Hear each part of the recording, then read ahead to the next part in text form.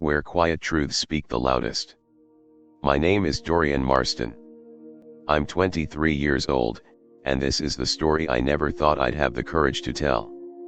That Christmas night, my grandfather smiled proudly and asked a question that shattered my family forever. "Dorian, do you like the house I bought for you?" The room went completely silent. Because I had never lived in that house. And my parents knew it. The cold of Ohio still clung to my jacket as I stood in the doorway, unaware that the warmth inside wasn't meant for me. The fireplace crackled. The smell of roasted meat filled the air. My grandfather sat at the head of the table, beaming with pride. But my father's face turned pale. My stepmother's smile froze. In that moment, I didn't understand why everyone looked afraid. I was just a son walking into his parents' home. I didn't know that behind those polished walls was a lie that had followed me my entire life. A lie about family. A lie about love. And a lie about a house that was never really theirs. I grew up believing love was something you earned, not something you were given. My mother died when I was born, and with her, whatever softness once lived in my father disappeared. When he remarried Susan, the house gained warmth, but only for her son, Ben. From that day on, I learned where I stood. Ben was celebrated. I was tolerated. When he laughed, the house echoed. When I spoke, it fell quiet. I slept in a small attic room while he lived downstairs, surrounded by new toys and praise. Good grades earned me silence. His failures earned applause. Susan often said I should be grateful just to be there. And my father agreed. I wasn't abused. I wasn't beaten. I was something worse: ignored. Invisible. By the time I understood what favoritism was, it was already carved into my bones. I didn't hate my brother. I hated myself. I wondered what was wrong with me. Why I wasn't enough. And I didn't know it then, but while they were teaching me to live with less, someone else believed I deserved everything.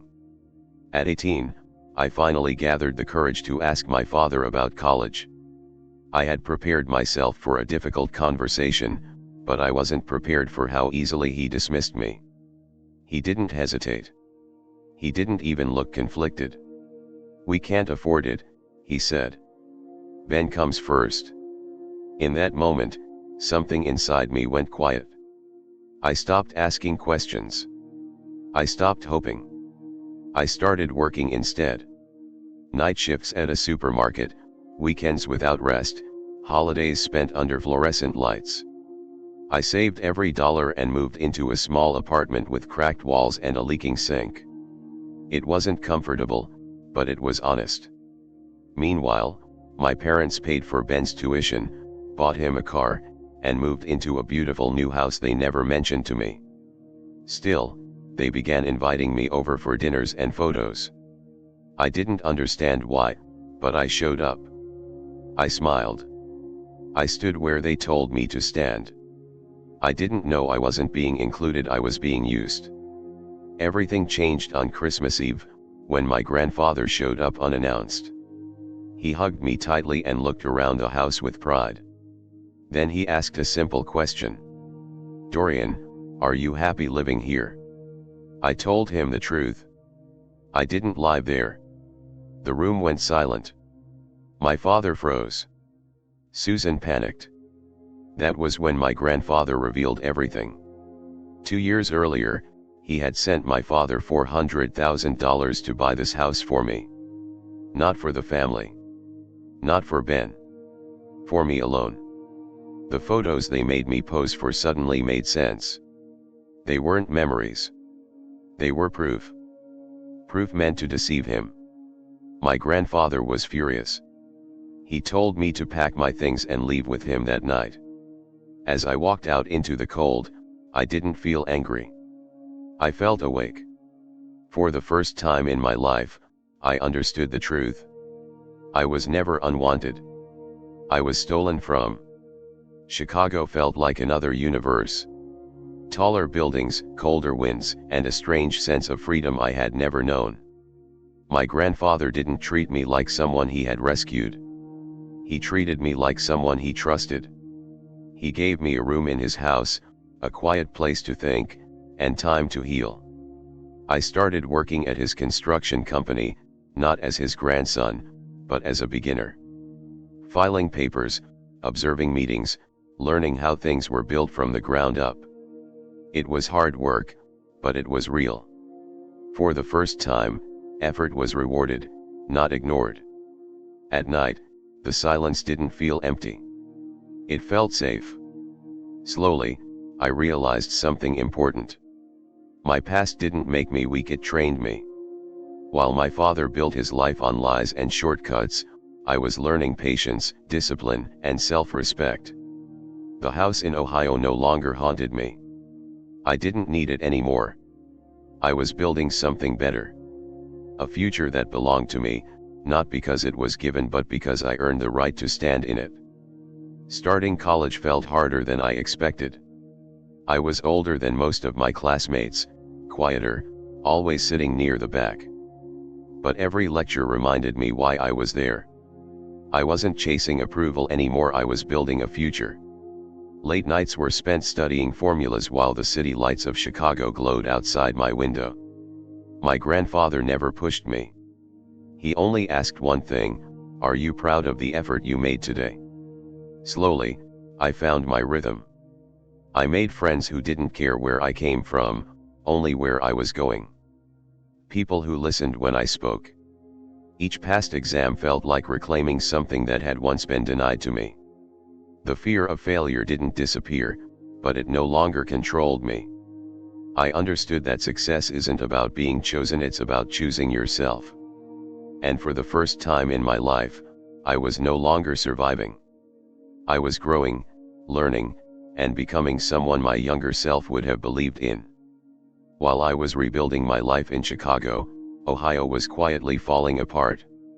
I didn't hear it directly from my family. I heard it through distant voices, old neighbors, people who used to admire my father. The job he once relied on was gone. The comfort they lived in vanished with it. Without my grandfather's money, their world shrank fast. Ben dropped out of college. Susan struggled to accept a life where shopping and hosting were no longer options. The house, the symbol of everything they took from me, was no longer theirs. When the first call came, I didn't answer. When the second came, I listened. They spoke about family, about mistakes, about how hard things had become. I didn't feel joy hearing their struggle. I felt something quieter. Closure. The realization that life had finally balanced the scales on its own. I hadn't taken revenge. I had simply walked away. And sometimes, that's enough. One afternoon, Susan finally reached me. Her voice was different, smaller, uncertain. She asked if I could help Ben. Just a little, she said. He was struggling. I closed my eyes and remembered the nights I worked while Ben slept comfortably. The years I was told I deserved less. I told her no. Not with anger. Not with pride. Just honesty. I had learned to survive alone. Ben would have to learn the same. Family isn't defined by blood, it's defined by how you treat each other when it matters. She had no answer to that. The call ended quietly. I didn't feel guilt. I felt free. Free from responsibility that was never mine to carry. Choosing myself didn't make me heartless. It meant I finally understood my worth. Today, my life is simple, and that's what makes it powerful. I study engineering. I work hard. I sit across from my grandfather in the evenings, talking about dreams instead of disappointments. I no longer chase approval from people who never saw me. The boy who slept in an attic is gone. In his place stands someone steady. Someone whole. If you're listening to this and feel invisible, remember this: being ignored doesn't mean you lack value. Sometimes, it means you were strong enough to grow without support. And when you do, no one can take that away from you. This isn't just my story. It's a reminder. Silence can be loud. Patience can be powerful. And the quiet ones. We don't whisper forever. After those years, I realized revenge doesn't always mean action. Sometimes it's simply proving you can rise while they stumble. The world watched me quietly, unaware of the struggle behind my calm face. I went to college in Chicago, far from the people who once dismissed me. I learned things they never taught me: patience, strategy, resilience. Each lecture, each assignment, each sleepless night became a building block of my freedom. I didn't boast. I didn't gloat. Success was its own statement. And occasionally, I checked online news, just out of curiosity, to see how Ohio was faring. Life was hard there now. The family I once knew, the one that overshadowed my childhood with ridicule, now faced the consequences of neglect and laziness. It didn't bring joy, only quiet acknowledgement. Balance, it seemed, had its own way of arriving. One winter evening, I walked through the quiet streets of Chicago. Snow blanketed the city, softening harsh edges. I thought about my past not with hatred, but clarity. Each mistake my family made, each harsh word, each unfair judgment had shaped me. I had no illusions. Life isn't fair. But fairness isn't the point. Survival is. I remembered nights when I worked on homework under dim light, when I skipped meals to save money. Those nights built me. They gave me a kind of armor that no apology or guilt from my family could pierce. I learned the strength of silence, the power of walking away, the satisfaction of building a life on my own terms. No revenge. No confrontation. Just growth. And now, looking back, I smiled quietly, knowing the boy they underestimated had become a man they could never overshadow. Messages from my mother came occasionally, mostly vague attempts at reconciliation. I ignored most of them. I didn't need her approval anymore. The few I read were empty, full of excuses and fleeting sympathy. But one message changed things, a simple acknowledgement of my effort, a recognition of who I had become. I didn't reply immediately. Instead, I reflected on the journey, the years of loneliness, of proving myself, of fighting for a place in a world that didn't care. I realized that the world isn't kind to those who wait for it to notice. You have to carve your own space. That acknowledgement was meaningless in the grand scheme, yet it reminded me, even small recognition, when earned honestly, carries weight. And I had earned it all without bending, without begging, without giving up. Now, I focus on what matters: learning, building, living. My friends are chosen, my mentors respected, my work my pride. Every success, every skill, every smile is a quiet statement: I exist, I persist, I thrive. I am no longer the shadow in their house, no longer the boy who hid in attics. I am steady, confident, self-sufficient. And when I think of Ohio, I feel a strange mix of pity and relief. Pity for people who can't see beyond themselves. Relief that I no longer need them. Life taught me patience, resilience, and the subtle power of calm. Sometimes the loudest victories are invisible. Sometimes the strongest people are the quietest. And sometimes, walking away is the most powerful choice of all. The years passed, and Chicago became home.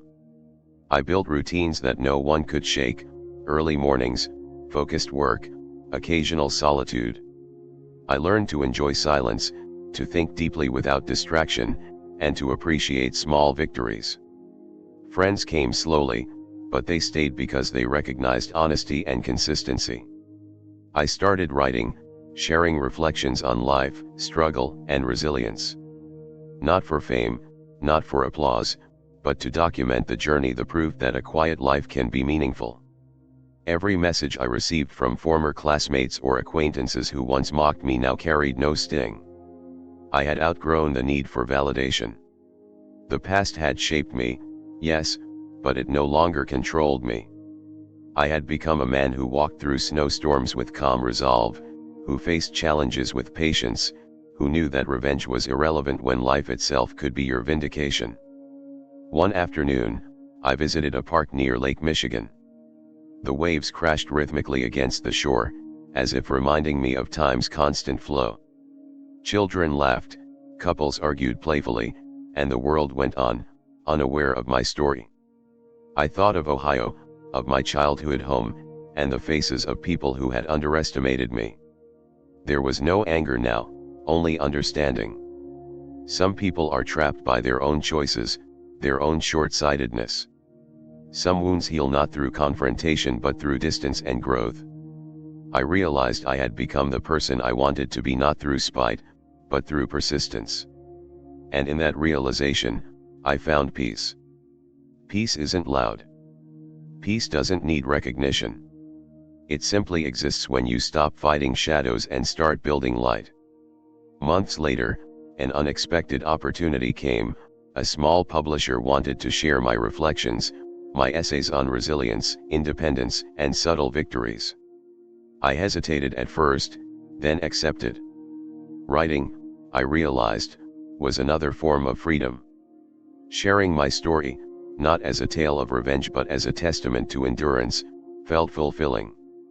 Emails, messages, and responses poured in. Some people related deeply, others simply admired the honesty. Slowly, I discovered influence isn't measured by intimidation or fear, it's measured by authenticity and consistency. Success, I learned, isn't a shout, it's a quiet echo that reaches the right ears at the right time. And I finally understood the truth I had avoided for so long: being unnoticed is not failure. Being unnoticed can be preparation. Being unnoticed can be strength. Years later, I glanced at my reflection in a cafe window. A man looked back, steady, composed, resilient. The boy who once hid under stairs, who once waited for approval, who once endured ridicule, he was gone. I had survived, grown, and thrived. And somewhere, in Ohio, the past remained, but it no longer mattered. I had chosen my own life, my own path, my own victories. Success was quiet, subtle, and real. As I packed my notebook and left the cafe, I whispered to myself, the world will notice eventually, but the important part is that you noticed yourself first. And with that, I walked into the city, not to prove anything, but to continue living fully. The journey had ended, and yet, life, as always, moved forward, beautiful, challenging, and mine entirely. Life in Chicago became a rhythm, almost meditative. Days were busy but controlled, nights were quiet but meaningful. I found comfort in my own company and clarity in routine.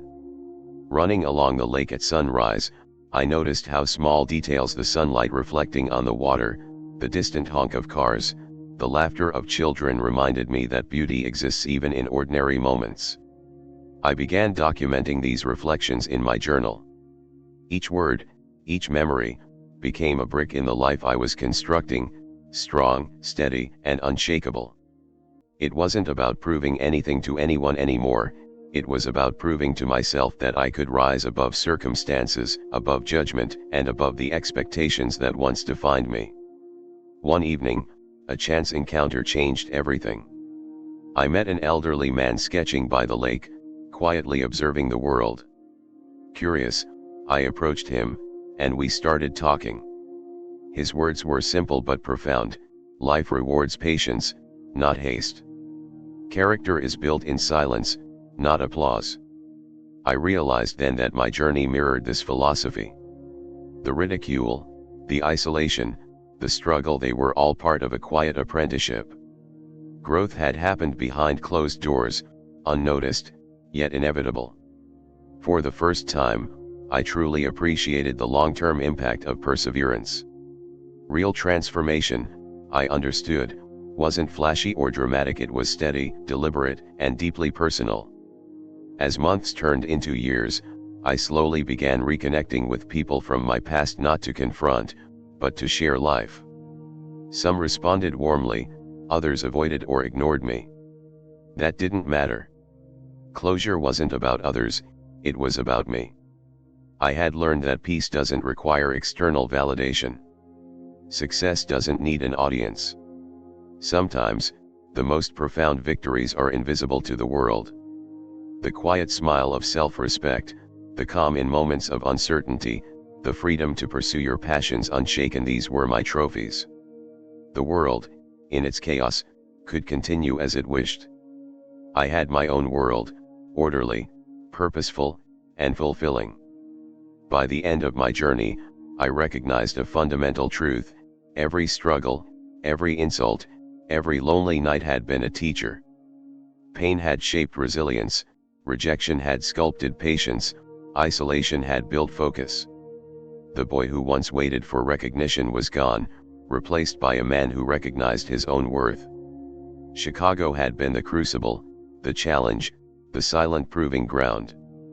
And now, standing by the lake, watching the sun dip below the horizon, I felt complete, not because the world acknowledged me, but because I finally acknowledged myself. Life had no guarantees, but it had opportunities. And I had learned to seize them, calmly, quietly, persistently. With time, I discovered new passions: painting, late-night runs, and writing. Each activity became a meditation, a chance to explore myself without distraction or judgment. I started sharing small sketches and reflections online under a pseudonym, fearing judgment but craving connection. Slowly, comments trickled in, then messages. People resonated with honesty, vulnerability, and subtle truths. I realized my journey, once silent and solitary, could inspire quietly without arrogance or spectacle. The joy wasn't in popularity, it was in knowing that honesty, patience, and resilience always leave a mark, even if invisible to most. One rainy evening, I met someone who reminded me of my younger self, unsure, struggling, craving validation. I offered guidance, not advice. We shared long walks and quiet conversations, discussing failures, fears, and dreams. I learned that teaching others reinforced lessons I had internalized. It felt like closing a circle. The boy who had once craved mentorship now provided it, calmly and empathetically. Seeing someone else grow through my words reinforced that life's meaning often comes from connection, not accumulation. Despite this personal growth, life wasn't free of setbacks. A job opportunity fell through, a friendship faded unexpectedly, and I faced moments of doubt. But now, I handled challenges with patience, not panic. I reminded myself that setbacks weren't signals of failure, they were checkpoints of persistence. Each disappointment became a lesson, each frustration a call for introspection. Gradually, I stopped fearing life's unpredictability. I started embracing it as part of the journey. The storms no longer intimidated me, they polished me, layer by layer, like a sculptor refining marble. In quiet moments, I revisited old haunts, cafes, streets, and parks where I had once walked with doubt. They felt different now, softer, familiar yet distant. Memories that once stung now carried wisdom and humor. I smiled at the boy I had been, grateful for his resilience. Life had been a relentless teacher, but its lessons were invaluable. The city, once intimidating, now felt like a companion, a reminder that growth emerges in spaces both challenging and ordinary. I realized the world isn't against us, it's indifferent, giving us opportunities to rise if we choose to seize them.